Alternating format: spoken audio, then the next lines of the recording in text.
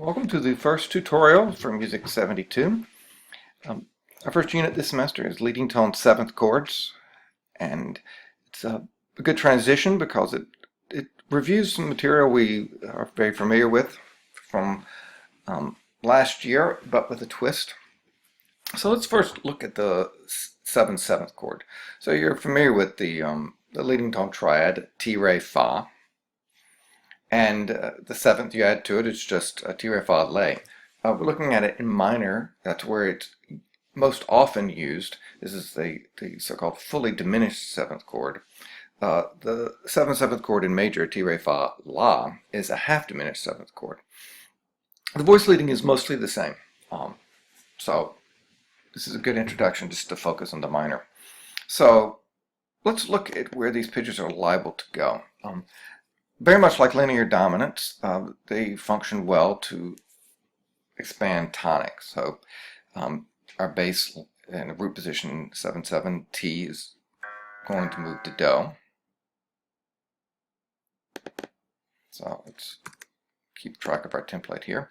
The 7th, La, is going to do as all good 7ths do, which is resolve down by step La to Sol. Fa, like it does in as the 7th of the 5/7 chord, tends to move to Me. One, you've already covered Sol, so you usually don't double Sol, and also you want to avoid the similar fifths with the bass. Bass moving into T to Do, you don't want your Fa to go to Sol, with one principal exception. So Fa is going to Me. So that just leaves what to do with the Re. And I'd like to just focus on that. The Re, if you double the root, you can just simply have Re go to Do. Let's see what that looks like. Let's just isolate it over here. Let's pretend it goes to Do there. Let's look at here, isolate that. Re going to Do.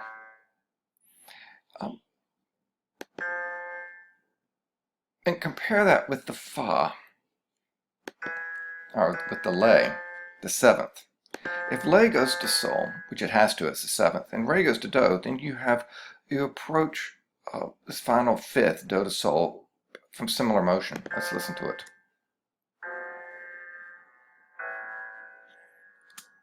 Even if that's just in inner voices, it's very weak, and you want to avoid it. You'll notice here that you have a diminished 5th. There are in fact two sets of diminished fifths in the leading tone 7th chords. There's T to Fa, and that one we're very familiar with. That's a diminished 5th in the 5/7 chord. And they tend to contract into a third. Fa goes to Me, T goes to Do. Well, this same tendency here. You want the La to go to Sol, and you want Re to go up to Me. So Re does not lead to Do. It tends to lead to Me, and you have a doubled third. Now, in instances where this is not a diminished 5th, but a augmented 4th, and it's moving to a perfect 4th, that's acceptable. But when it's a diminished 5th, you do not want it to resolve to a perfect 5th. So that's one little trick about leading tone 7th chords that you have to pay close attention to. Everything else seems to make perfect sense. T goes to Do, La goes to Sol, Fa goes to Me. These are things we're pretty familiar with from regular diatonic harmony. So let's look here. We have our progressions. They should be very familiar to you. These simple expansions of one used in linear dominants.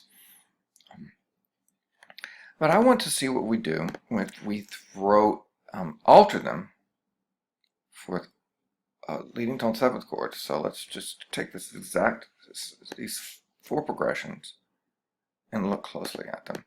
And let's just keep track of the basic voice leading we have up at the top. So here's Do, Ti, Do in the bass, a 1 to 5, 6 to 1. Let's listen to that.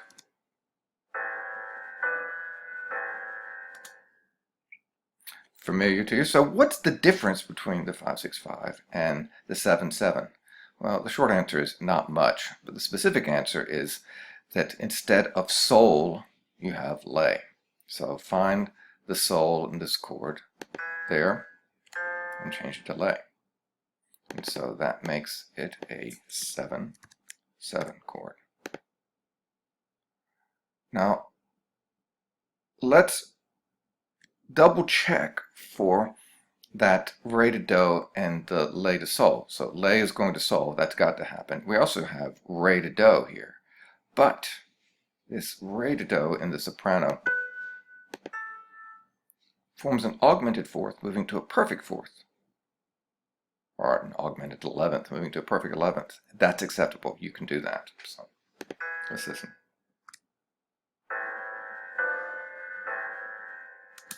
Now, if I change that and put, let's say, well, if the sol, lay, sol were in the soprano, let's just, then that, let's just put that up here.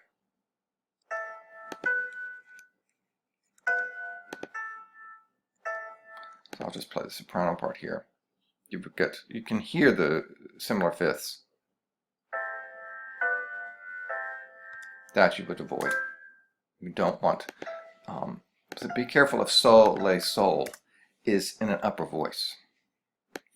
Okay, let's move on to the next. We have the 1 to the passing 5/4/3 with the parallel tenths between the soprano and the bass. Now you remember that's a kind of an exceptional voice leading, and for linear dominance, it's the same as true here.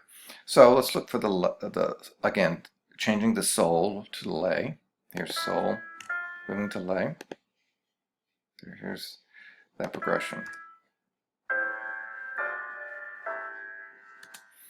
So now in this case, you've got a similar fifths between the T to do and the fa to sol, but you can get away with that just as you did. You've also had it, by the way, when you had a 5/4/3 chord.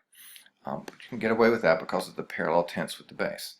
And the lay to sol is actually working exactly like you would expect it to. Lay goes to sol and re goes to me. And by the way, this is not a 5/4/3 now, it's a 7/6/5. So 7/6/5 chord. First inversion 7/7 chord. Note, by the way, that the voice leading is pretty much the same. Lay is going to sol, re goes, T goes to do. Right. The next one, the 5/4/2. Let's make the switch. Sorry, that was not the 5/4/2. It was already in there. Here's the 5/4/2. And then the sol up to lay, creating a 7/4/3. Now let's look, and here again you see the augmented fourth moving to in the soprano and the alto. I'll just play those voices. That's acceptable because it's not, you're approaching a fourth, not a perfect fifth. Let's just do the whole progression. So again, these progressions, compare them one on top of another here, they function exactly the same way. Analytically, they're the exact same expansions of one. So it's really just a slightly different color onto your expansion of one. Now, one new progression that's possible is you can see here the 7/7, 7/6/5, 7/4/3. Those are three inversions, three positions. There's a fourth one, the third inversion, the 7/4/2. Now, what would that look like? Well, 7/4/2 would have the seventh in the bass lay, and that lay, as always, goes to sol. So what kind of progression is that? Well, here I have a lay going to sol, familiar progression, a 4/6 to a 5. Let's listen. So this is another approach to a leading tone seventh chord, which is also pretty common, and that is leading to it from a dominant prep chord. The leading tone seventh chord, like the 7-6 that we're familiar with, functions like a dominant, so it can be approached by a dominant prep. So an interesting thing to note when you have, especially from a 4 or even a 2, you've got two common tones. So the Ti, Re, Fa, La. Re, Fa, La is the pitches of the 2 chord. Fa and La are pitches from the 4 chord. So you've got a lot of common tones here. And in fact, that bass is going to stay steady. Let's call that. So I'm going to make this a 7-4-2. So what are the pitches of the 7-4-2? Well, La in the bass, Ti, Re, and Fa. So La in the bass. The Do is going to change. Oh, so what else is going to stay? So La and Re is going to stay the same. So I have to have a T. So let's have the soprano go to T.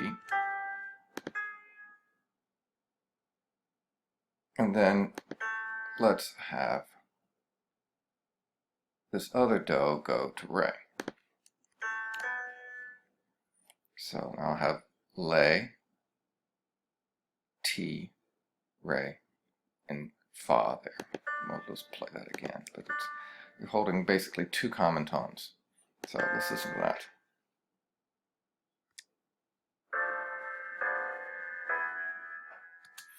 So the difference between the 7-4-2 and the root position 5, again, is not much difference.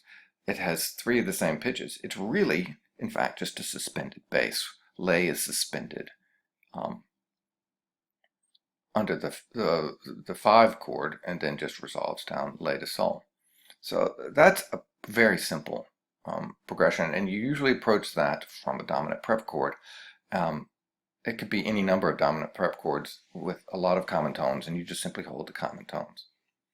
So that's the introduction to the leading tone 7 chords. Thank you.